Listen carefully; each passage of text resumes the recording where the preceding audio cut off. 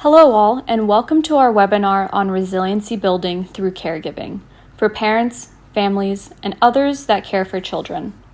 So for the next 30 minutes, we'll be sharing with you how you all, as caregivers of young people, can build resilience in the home after a young person experiences a traumatic or stressful event.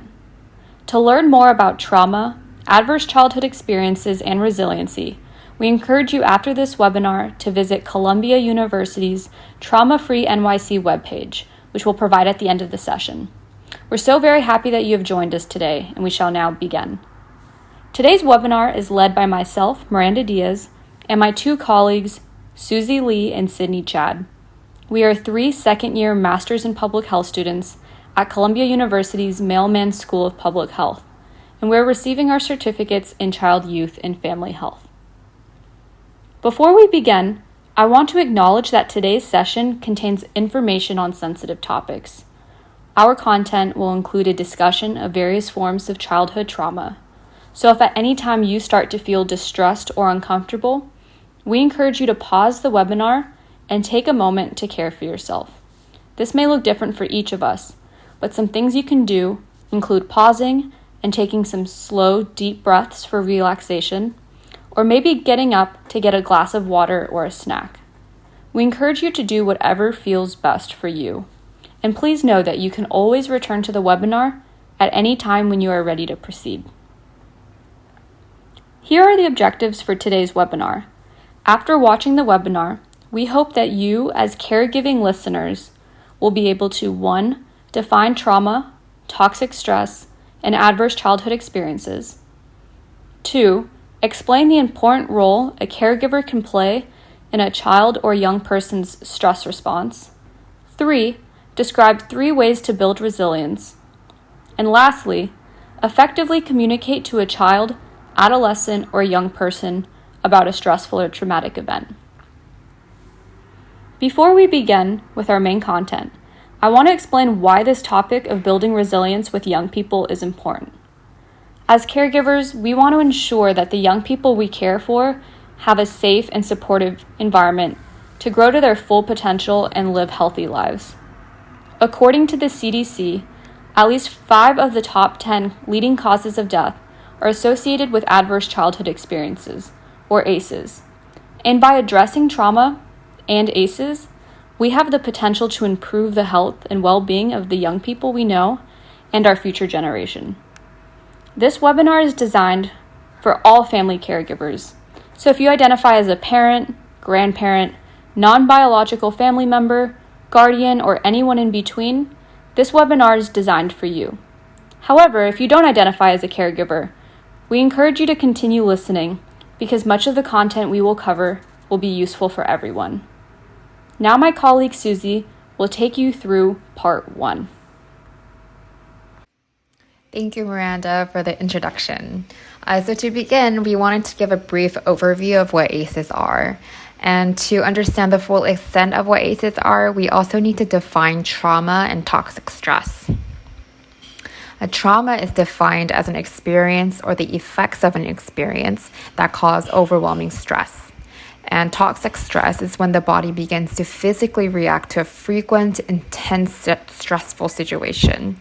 The body begins to stray from its normal, healthy function and acts as if it's constantly faced with an incredibly stressful situation. And this can have serious physical and mental health consequences. So ACE stands for Adverse Childhood Experiences, and it was originally coined by Dr. Vincent Felitti in 1998. Dr. Felitti conducted a study with over 9,500 adult patients at Kaiser Permanente from San Diego, California. He discovered that many health complications or chronic conditions that his patients were facing weren't quite explainable given their reported medical history. But then he began to ask them about their childhood. And many patients reported having had traumatic or incredibly stressful childhoods. Dr. Felitti concluded in his study that adverse childhood experiences affect individuals' health in adulthood. And the questions he asked his patients in regard to their childhood experiences are what we call the ACE questionnaire today. So the CDC defines ACEs as potentially traumatic events that occur in childhood. So as you can see here, these 10 ACEs were the original 10 that were defined by Dr. Folletti in his study. These ACEs can be categorized into abuse, neglect, and dysfunction in the household. While these 10 ACEs may capture many childhood traumas, it's not at all an exhaustive list. We know that there could be other traumatic or adverse childhood experiences that affect a person long term.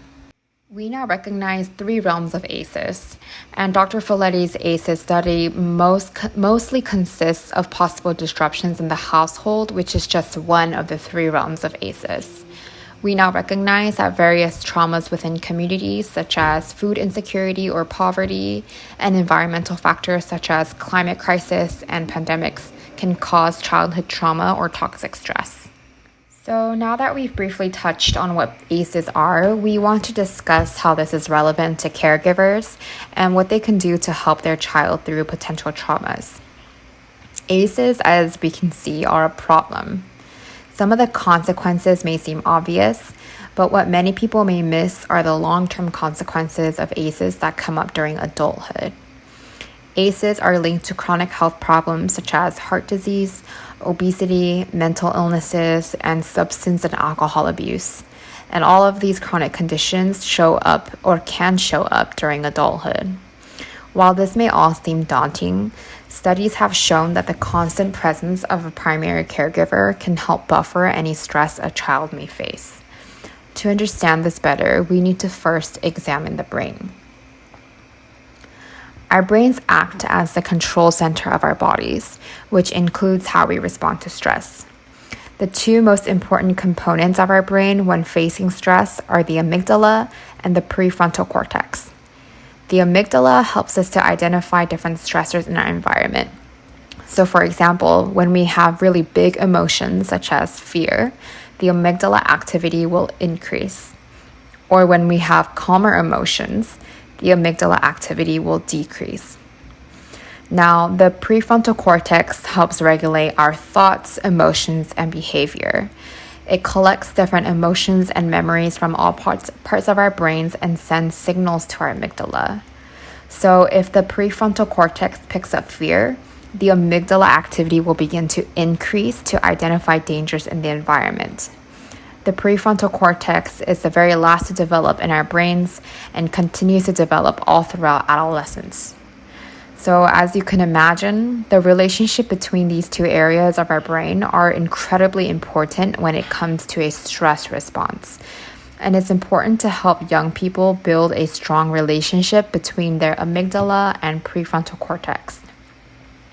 And this is where caregivers can play a very important role. A primary caregiver has the potential to be a buffer for when their child or young person experiences stress. When a primary caregiver is present and calm during a stressful time, it decreases the amygdala activity because the caregiver's calm presence protects the child from detecting or experiencing that stressful moment. What's most important is that a parent is calm, not anxious or stressed. So to test this, an experiment was done by Dr. Nim Tottenham from Columbia University using mice. There were 2 mice. So they were both slightly shocked at the foot whenever they smelled peppermint to make them associate stress with the peppermint scent. The only difference between the 2 was that one mouse experienced a stressful moment in the presence of a caregiver and the other in the absence of a caregiver. The experiment was conducted to see how the 2 mice would react to smelling peppermint based off whether the caregiver was present or not when they experienced the stressful moment, which was the foot shock. So both mice were put in a Y-shaped box, as you can see on the slide, with one end of the box having a peppermint scent and the other end with no scent. The image on the left shows that when the mouse that experienced the foot shock without the presence of a caregiver was put in the box, they ran away from the peppermint scent. This showed that the mouse felt stressed, turning the amygdala on. The image on the right shows that when the mouse experienced the foot shock in the presence of a caregiver, they ran toward the peppermint scent. This showed that the mouse did not feel stressed, keeping the amygdala off. The presence of a caregiver prevented the mouse from learning that the peppermint scent was bad and stressful. This demonstrates that the presence of a primary caregiver can be a huge stress blocker for children. So to quickly review, we learned that the absence of a primary caregiver, a child or young person that experiences trauma or stress can potentially have harmful outcomes like previously discussed. However, when a primary caregiver is present when a child or young person experiences trauma or stress, it can protect the child from the negative consequences and strengthen their ability to appropriately respond to stressful moments. But what if your child or young person has already experienced stressful moments? What can be done? The good news is that our brains can heal, meaning there's hope.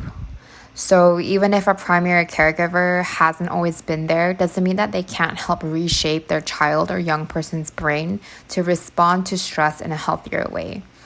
According to the Harvard Center on the Developing Child, the presence of a trusted, constant primary caregiver can help young people learn to plan, monitor, and regulate their behavior when they experience stress. But how can caregivers do this practically, and what does resiliency really look like? My colleague Sydney will go deeper into how you can help build your child or young person's resiliency. Thank you, Miranda and Susie, for setting the basis of what ACEs are and the benefits of caregiving. I will be building upon what they've covered by discussing resiliency. I'd like to start off with a short clip of what resilience can look like.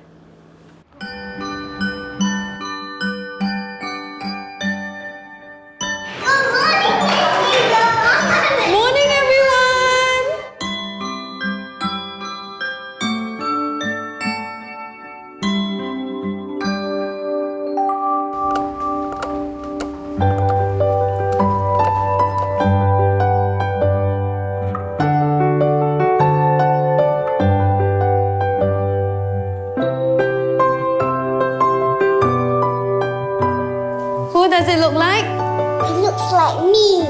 That's right. I want you to do everything that you can to knock your toy down.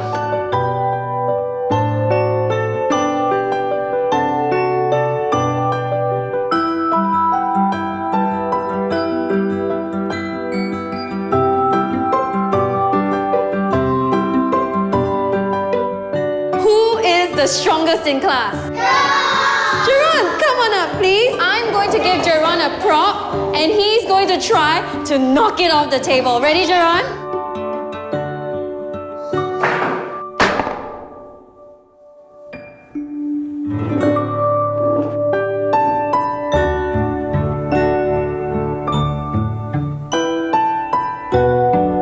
Okay, children, who can tell me what it means to have resilience? Yes, Paige? Resilience means if you make the toy fall down, it'll come back up very, very fast. Very nice.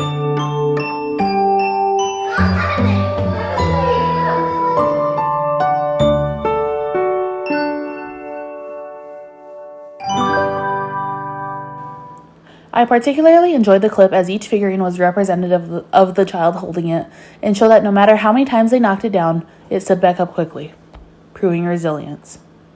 So, how can we build this resilience in children? First, we can teach and label our emotions. To teach emotions, you can share an example and ask how that same situation made them feel. For example, playing outside today made me feel happy. How did it make you feel? One that we have continually used in class has been tell us how you're feeling by using weather terms.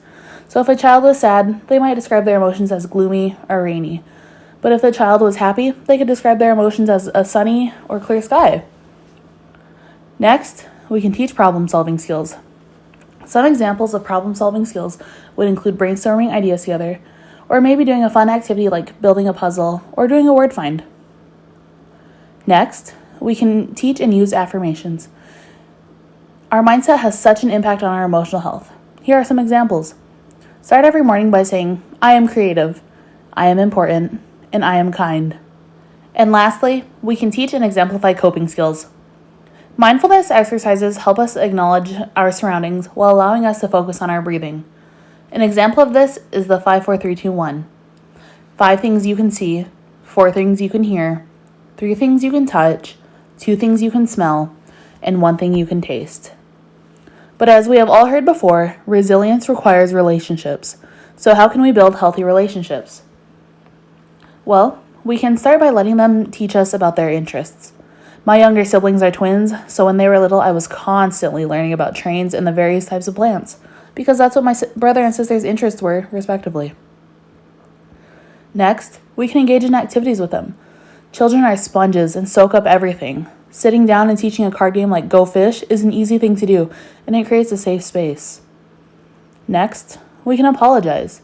It shows the child that we all make mistakes, but we also have the capability to make them better. It's important for children to know that when we hurt others, we need to acknowledge it and heal that relationship. Make sure not to make excuses for behaviors, but still allow room for do-overs and make plans for repairs and appropriate actions for next time. Lastly, we can take care of ourselves. In order for caregivers to provide the best care, they must also take care of themselves. Some self-care activities to consider would be calling a friend to catch up, taking a bath, expanding your support network by maybe joining a book club, taking time to watch that movie you've been wanting to watch, and lastly, taking time to learn about what your loved one is facing. In this case, we've shared about ACEs, trauma, and stress. As caregivers, it's crucial to understand that along with their physical needs, children have emotional needs too. My colleague Miranda is now going to summarize what we've covered and share an activity with you. Thank you, Sydney. In this final part of our webinar, part 4, we are going to walk through an activity to help you all start planning a conversation you can have with your child or young person about a stressful event. So as my colleague Susie noted, experiencing a stressful event as a child or young person without the support of a caregiver can have long-lasting impacts on the body, brain, and their development. Making space to talk about it is one way to provide emotional support and help your young person heal. Also, you may be noticing signs. So after experiencing a stressful or traumatic event, children and young people may show signs that that event or incident is impacting their daily life and health. You also may be concerned about recent changes in mood or behavior. Changes in mood and behavior look different for each young person, but some common signs include nervousness, anxiety, aggression, maybe changes in impulse control, or signs of withdrawal or depression. You also may be noticing signs in your child's eating or sleeping. These changes are often a direct impact of experiencing a challenging, stressful, or traumatic event. So it's important to start a conversation and find out the source of the stress and how your young person is feeling so that you can best support them. One way to help young people heal from a stressful event is through social support. Social support can look differently and can include caring for someone emotionally, providing useful information such as resources, or providing companionship. It can also include family and peer support, such as making time to be with your family by having meals, or spending time with your young person by doing a game night, or even taking a family walk. As Sydney mentioned, helping your young person identify and discuss their emotions in a safe space promotes resiliency. And through building resilience and providing social support, the impacts of trauma and stress can be prevented. Now, you may feel anxious or nervous to start a conversation, and you also may be worried about how your young person will react. It's natural to want to, put the past behind you and not think or talk about the bad things or events that happen in your life or in your young person's life. However, sometimes when we don't share our feelings or children don't have the opportunity to share their feelings, emotions can bottle up and make us all much more stressed or tense. We encourage you to start a conversation, and the best way to start a conversation is to plan for one. So here are some principles to consider in making your plan and starting a conversation. For the purpose of this activity, we will be using the example of starting a conversation about the impacts of COVID-19. I encourage you all to use this framework to consider one stressful event that you or your young person has experienced throughout the pandemic. This can be experiencing the loss of a family member from COVID-19, the abrupt transition to virtual schooling, or losing connections with friends and classmates, or even no longer being able to partake in the same extracurriculars. Or lastly, there may be anxiety about returning to school. The COVID-19 pandemic has affected us all in different ways, so use this opportunity to tailor your plan to something specific to your child or young person. First, it's important to plan for a place and time to start the conversation. Try to pick a quiet and private place to limit any distractions. If other family members, such as siblings, are home, it's important to pick a place where your young person feels comfortable and the conversation can be kept between you and them. Some suggestions could be after a meal in the evening or while taking a walk.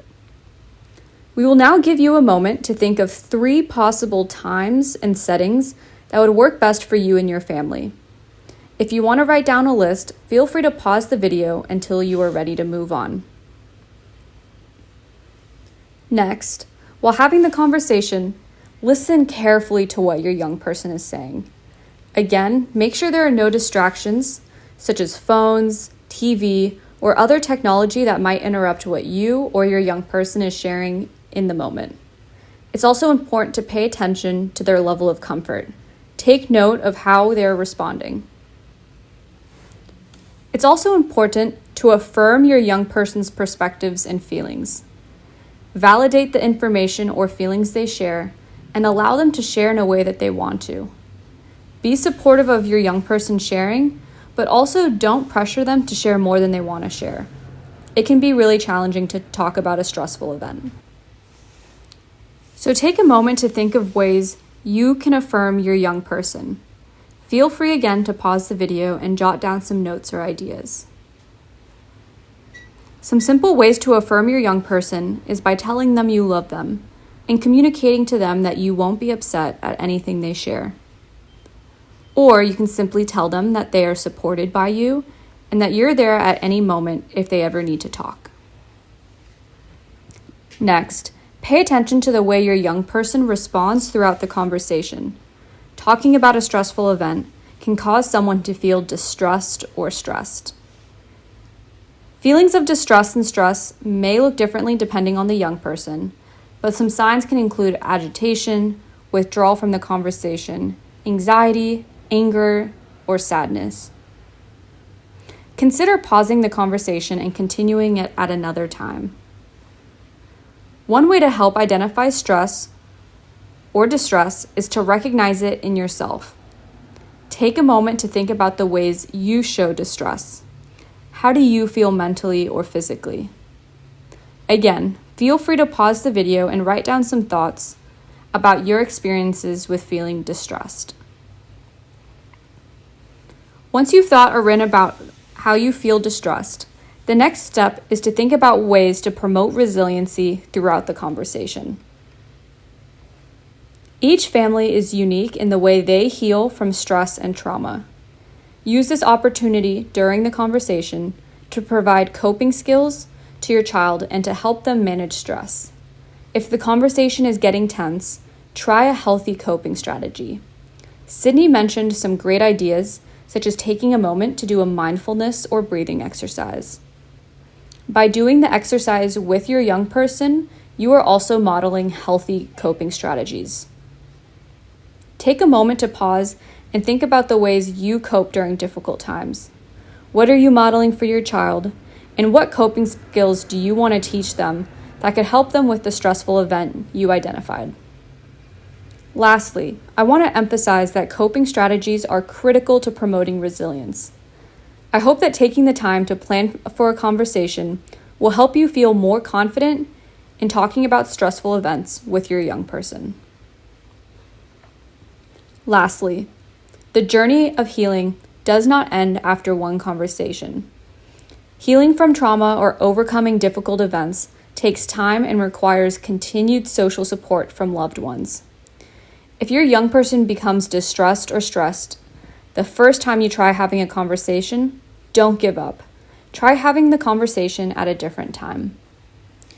It's also important to spend time with your young person beyond having challenging conversations. Try to do something fun, for example, cooking or baking together, playing a board game, or watching a movie can be a great way to spend quality time and provide support. You can also provide support to your young person by connecting them to resources. Although we as caregivers want to help our young people, sometimes young people need professional help to get through difficult times. We suggest exploring online resources, mental health counselors, supportive school staff, or maybe even connecting your child to a mentor. Showing continued support is key to providing a young person with a nurturing environment. My colleague Sydney will share some final remarks and resources. On behalf of our team, I'd like to thank you for your time today and thank you for taking the initiative to further your own knowledge on ACEs, caregiving, and resilience. ACEs do not have to be the end-all be-all with proper intervention. We are all familiar with the phrase, "it takes a village," and we are grateful for the opportunity to do our part alongside you. For further questions regarding the topics we have covered today, please feel free to contact Trauma Free NYC. We have also provided some helplines and online support resources. These are sensitive topics, and we want to remind you that you are not alone. Please take care of yourselves and stay safe. Miranda will now guide you through some supplemental resources we have created. Thanks, Sydney. So our first resource is a double-sided handout providing a brief overview of adverse childhood experiences and its long-term consequences. We give you examples of ACEs, some of the symptoms of ACEs, the long-term consequences, some facts about preventing ACEs, and a list of resources. Our second resource is a trifold handout providing information on how to talk to a young person about trauma and stress. It provides brief definitions of trauma and ACEs with some examples of ACEs, a list of resources, and principles on starting a conversation to help guide caregivers in planning a conversation. Thank you so much for listening to our webinar, and please visit Trauma Free NYC for more resources and webinars.